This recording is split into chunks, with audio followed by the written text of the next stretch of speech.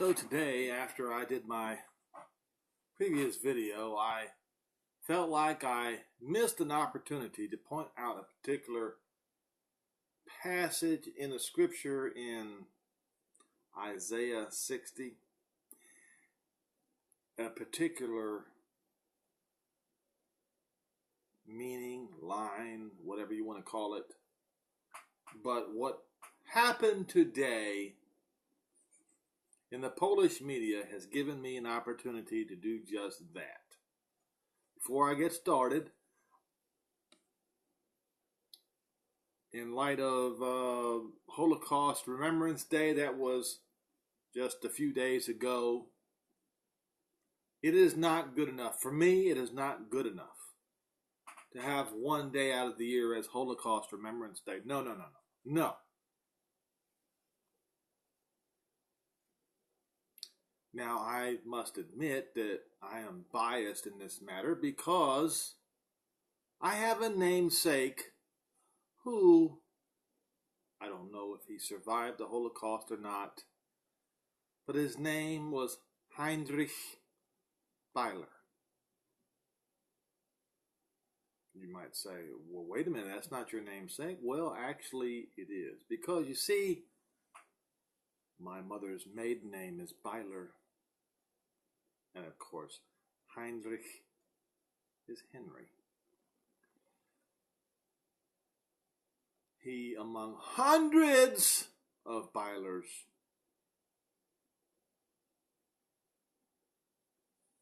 suffered and some murdered in the Holocaust. And so what is this article I'm talking about on Polish TV? Worldnews.com reports Polish TV says, and now before I get started, let me remind you that this is about the controversy of Poland saying that they are not responsible for the Holocaust.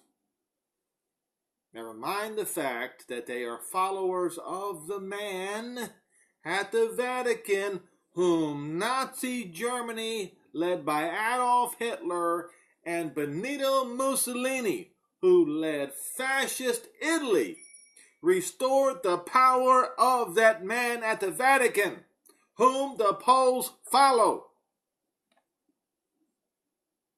Can't get around it.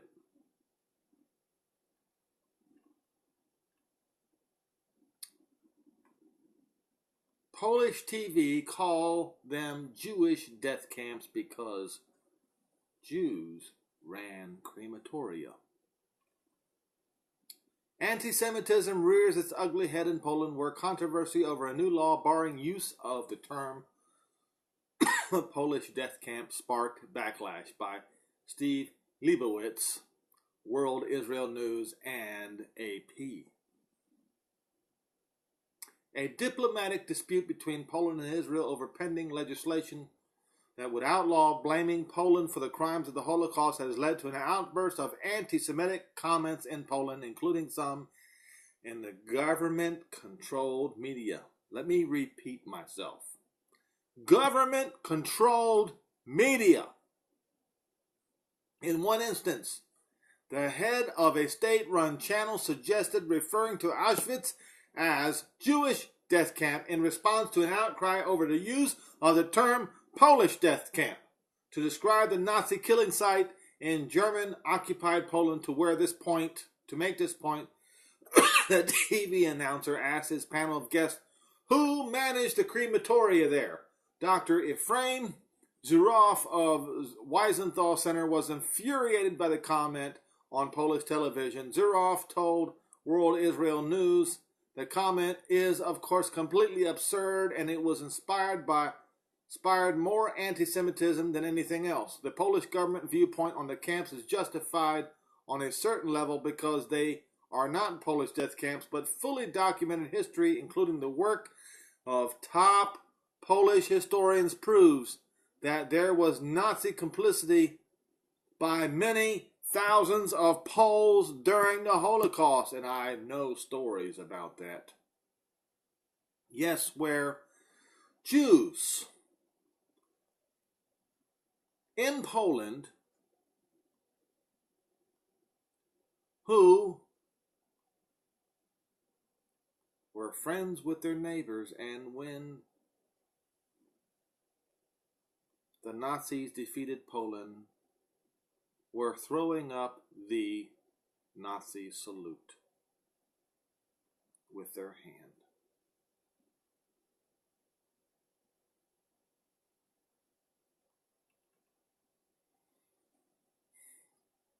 Bobby Brown, the former diaspora affairs advisor to Prime Minister Netanyahu, told WIN, "We in Israel are aware that Germany built the death camps in Poland. We in Israel must include that fact in Holocaust education.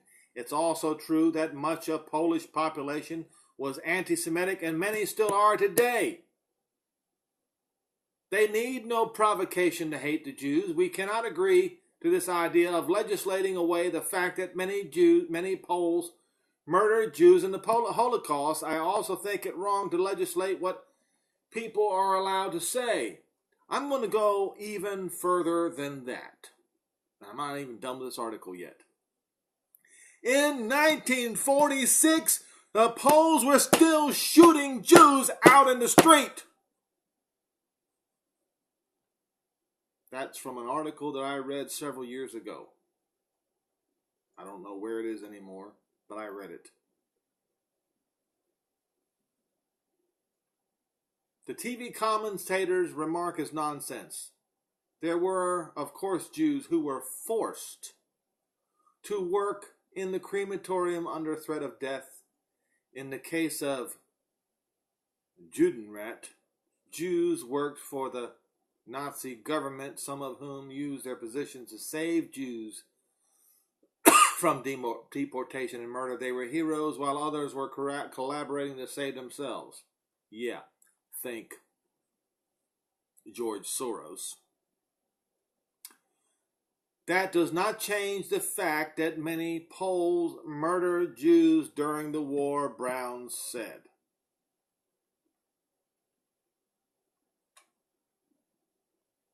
Michael Frund, the founder and chairman of Shavei Israel, a Jerusalem-based nonprofit, has been working for nearly 15 years with hidden Jews of Poland, warned that regardless of this attempt to obfuscate history, Poland cannot hide from its anti-Semitic past. Frund added, Poland's attempt to rewrite history of the Holocaust is morally obscene and historically obtuse. There is a reason why the Germans chose to build many of the death camps on Polish soil. They knew that their fiendish actions would meet little in the way of resistance from much of the country's populace. Poland's lower house of parliament gave its approval Friday to the bill, which calls for penalties up to 3 years in prison for anyone who publicly and against the facts accuses the Polish people of crimes committed by Nazi Germany during World War II. Whoever accuses publicly and against the facts the Polish nation or the public state of being responsible or complicit of Nazi crimes committed by the Third German Reich, or other crimes against peace and humanity, or war crimes, or otherwise grossly diminish the actual perpetrators thereof, shall be subject to a fine of a penalty of imprisonment of up to 3 years. A translation of key paragraph of the bill reads: Poles were among those imprisoned, tortured, and killed in the camps, and many feel Poles are unfairly depicted as perpetrators of the Holocaust. As a part of the same effort, the government launched a website on Tuesday in Poland, German, and English with documentary evidence that death camps like Auschwitz were built and operated by Nazi Germany, a historical and accurate fact. Germany occupied Poland in 1939, annexed part of it to Germany, and directly governed the rest. Unlike other countries occupied by Germany at the time, there was no collaborationist government in Poland. The pre-war Polish government and military fled into exile except for an underground resistance army that fought the Nazis inside the country. However, there were many cases of Poles killing Jews or denouncing them to Germans with deadly anti-Semitic pogroms. I think I'll read the last paragraph. Far-right groups have called for a demonstration Wednesday in front of the Israeli embassy in Warsaw to protest the anti-Polish sentiment they say is being propagated by Israel and some media. So I have something to tell you, government of Poland. If I should ever step foot in Poland, you will have to throw me in jail indefinitely, because I will on a daily basis mention the whole of Europe is responsible for the Holocaust. That's right, including the royal family of Great Britain. And if you don't believe it, Google it for yourself. Go on YouTube and you'll find it.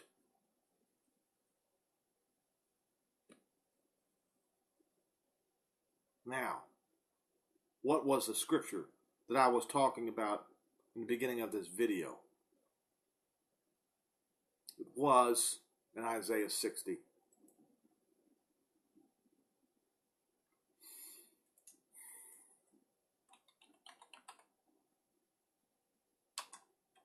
As I said before, I ran into some Croatian folks who claim that another generation is not responsible for what a previous generation has done. Well, I've got news for you. Especially when the last generation is anti-Semitic.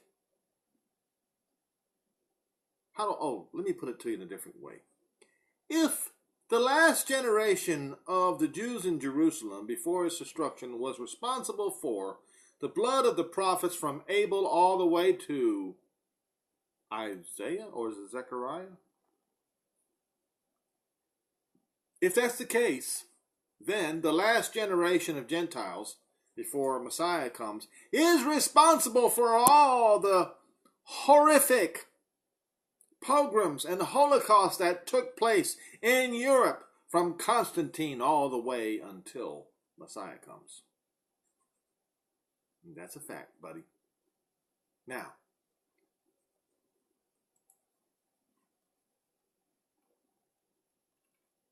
so, to those of the Gentiles who claim that they are not responsible for what their forefathers have done, let me show you something here. Isaiah 60 and verse 14. The sons, the children, the descendants of those that afflicted you shall come bending unto you, and they that despise you shall bow themselves down at the soles of your feet.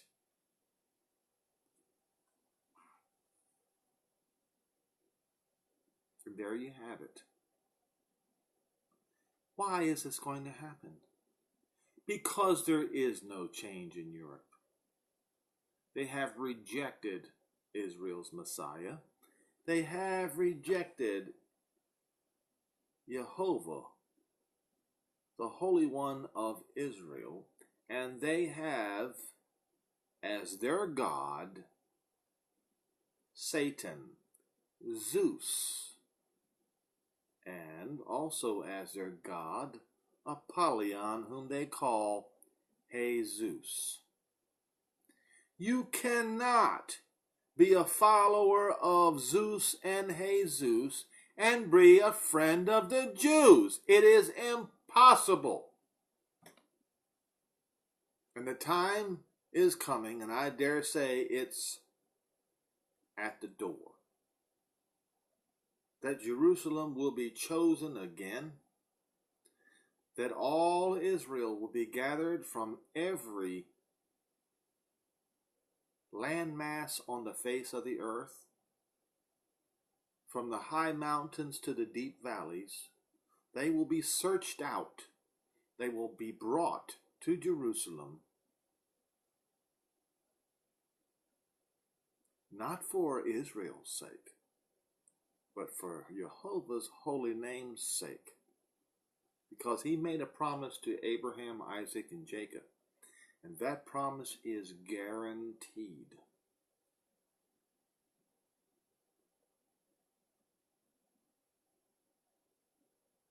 And the anti-Semitism, the hatred of the Europeans will not matter, because as Zion rises, Israel's enemies shall fall. That which they made to force the Jews to do, that is what Israel's enemies are going to end up doing.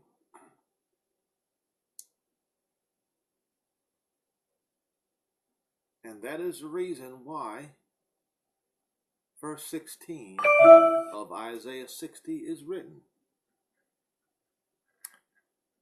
Now,